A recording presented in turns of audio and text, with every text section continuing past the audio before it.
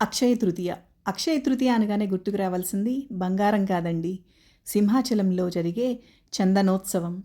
ప్రముఖ పుణ్యక్షేత్రం సింహాచలంలో అప్పన్న నిజరూప దర్శనానికి ఏర్పాట్లు ఘనంగా జరుగుతాయి. ఈ సంవత్సరం 2025న ఏప్రిల్ 30వ తేదీన నిజరూప దర్శనం కోసం విస్తృతంగా ఏర్పాట్లు చేస్తున్నారు. ఈ నిజరూప దర్శనం చేసుకున్నంత మాత్రాన కలిగే ఫలితాల గురించి ఇవాళ తెలుసుకుందాం. ఈ ఒక్కరోజు కోసమే భక్తులు కళ్ళు కాయలు కాసేలా ఎదురు చూస్తూ ఉంటారు.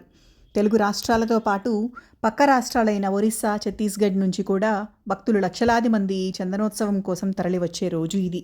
చందనోత్సవం ముగిసిన తరువాత ఆ స్వామివారి చందనాన్ని భక్తులకు పంచిపెడతారు. ఈ చందనంని నుదుట పెట్టుకొని నీటిలో కలిపి సేవిస్తే దీర్ఘవ్యాధులు తగ్గుతాయని ప్రజల నమ్మకం. ఈ చందనోత్సవ విశేషాల గురించి, అక్షయ తృతీయ, వైశాఖ శుద్ధ తదియ గురించి ఫుల్ వీడియో కింద డిస్క్రిప్షన్ బాక్స్లో ఉంది. ఒకసారి వాచ్ చేసి చూడండి.